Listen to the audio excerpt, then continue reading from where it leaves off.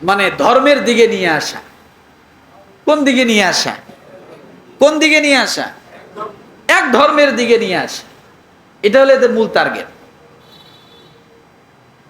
আসলে ইসকন এটা মূলত হিন্দুদের সংগঠন না।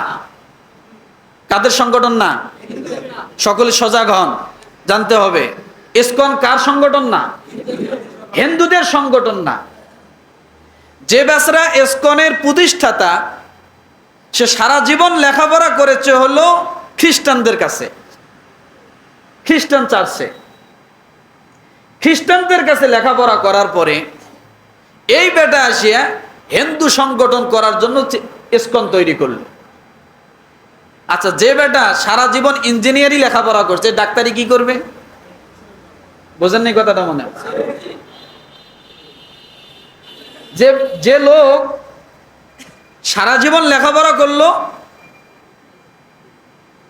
খ্রিস্টান বিষয় নিয়ে, সে এখন হিন্দুদের এখানে আসে কি করবে?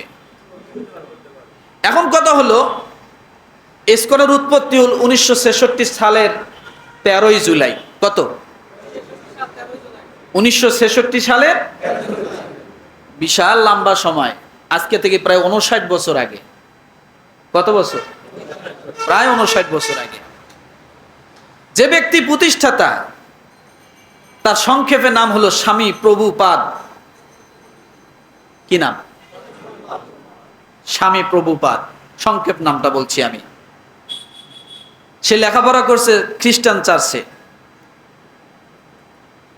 সে তার পেশায় ছিল, সে একজন ওষুধ ব্যবসায়ী। কি? ওষুধ ব্যবসায়ী, ফার্মাসিউটিক্যাল ওষুধ ব্যবসায়ী। যখন সে এই ইসকন সংগঠনটা তৈরি করে, ওই সময় মূল ধারার যে সমস্ত হিন্দু ছিল, তারা এটার বিরোধিতা করে।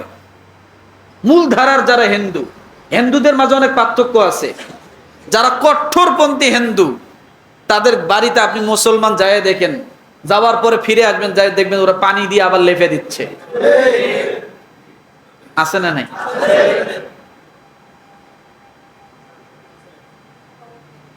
কারণ আমার বাড়ির আশপাশ প্রায় হিন্দু আছে, তো তবে তাদের সাথে ভালো একটা সম্পর্ক আছে। কখনোই তাদের সাথে আমাদের কোনো ঝামেলা নেই। তারাও আমাদেরকে সম্মান দিয়ে কথা বলে, আমরাও তাদেরকে সম্মান দিয়ে কথা বলি। তো আমার ভাই, মূল ধারার যে হিন্দুরা, তারা কি করলো? কারণ এ লোক তো খ্রিস্টানদের লেখাপড়া করেছে, খ্রিস্টান বিষয়ে তার জ্ঞান নিয়েছে। সে এখন হিন্দুদের এখানে এসে নতুন সংগঠন কি করবে? হিন্দুরা এটা প্রতিবাদ করলো। করার পরে ওই সময় হিন্দুরা যখন সাপোর্ট করলো না, তখন সাপোর্টে দৌড়িয়ে আসলো, মহাব্বত নিয়ে, মায়া নিয়ে, একেবারে ভালোবাসা নিয়ে আসলো ইহুদিরা। কারা? কারা? যে আসো, তোমাকে হিন্দুরা যখন সাপোর্ট করে না, আমরা তোমাকে ফালাবো না, আমরা তোমার সাথে আছি। একজন ইহুদির নাম ছিল যে স্টিল লসন জুডা, আরেকজনের নাম ছিল হার্বে কক্সালেরিসন, আরেকজনের নাম ছিল টমাস হপকিন্স। এই তিনজন মিলে মায়া দেখায়া, মায়া কান্না করে ওই স্বামী প্রভুপাদকে তাদের দলে নিয়ে গেল। নিয়ে যাওয়ার পরে বলল, তোমার কোনো টেনশন নাই, কোনো হিন্দু যদি তোমাকে সাপোর্ট না করে, আমরা আছি, তোমার টাকা পয়সা যা লাগে সব দিব, তুমি এই সংগঠন পরিচালনা করো, আর হিন্দুদের মাঝে তুমি একটা ফিতনা সৃষ্টি করো, দুনিয়ার মানুষের কাছে একটা ফিতনা সৃষ্টি করো। তাহলে গোড়ায় কে আসলো? কারা? এই ইহুদি যত জায়গায় আছে, তত জায়গায় ঝামেলা। আল্লাহ এই জন্য ইহুদিদেরকে বলছে, আল্লাহ ইহুদিদেরকে লানত করেছেন। ইহুদিদেরকে আল্লাহ গজব দেওয়ার কথা বলেছেন, লানত করেছেন। কারণ ইহুদিরা লানত প্রাপ্ত, কারণ এরা মানবতার দুশ্মন, এরা মানুষের দুশ্মন, মানব জাতির দুশ্মন এরা। এই তিনজন মিলে স্বামী প্রভুপাদ যে নাম, তার সঙ্গে যোগ হয়ে এটা মোটামুটিভাবে একটা প্রসারিত করার চেষ্টা করলো। এরা সকলেই কিন্তু চিহ্নিত খ্রিস্টানদের এজেন্টরা। তারা চিহ্নিত, তারা উভয়ভাবে কাজ করত, খ্রিস্টান হয়ে এবং ইহুদি হয়ে, দুইটা দলেই হয়ে কাজ করত আমার ভাইরা। কিন্তু এটার উৎপত্তি হলো নিউ ইয়র্কে। কোথায়? কোথায়? ওই সময় হেড অফিস কোথায়? New York.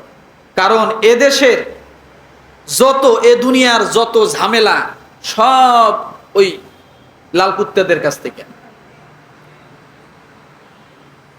সব ওই আমেরিকার থেকে ঝামেলাগুলো। কিন্তু দুর্ভাগ্যের বিষয়, ওই দেশে হওয়ার পরেও ওই দেশে হেড অফিস করতে পারেনি। হেড অফিস এসে গেল এই ভারতে। কোথায়? এটার হেড অফিস কোথায়? এটার হেড অফিস হলো ভারত। জায়গাটার নাম হলো মায়াপুর, নদিয়া, পশ্চিমবঙ্গ, ভারত। এই ইসকন ভারত যখন পাইলো তখন দেখলো যে আমাদের খাসলত আর ইসকনের খাসলত এক। আমাদের খাসলত, ইসকনের খাসলত এক।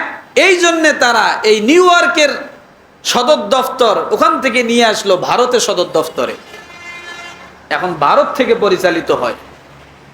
ইসকন প্রায় 100টা দেশের ভিতরে ছড়ায় গেছে। কয়টা? এখন ইসকনের কাজ কি? এদের মূল বিষয়টা কি? এরা কি কি কাজ করে? এদের 1 নাম্বার কাজ হলো মন্দির নির্মাণ।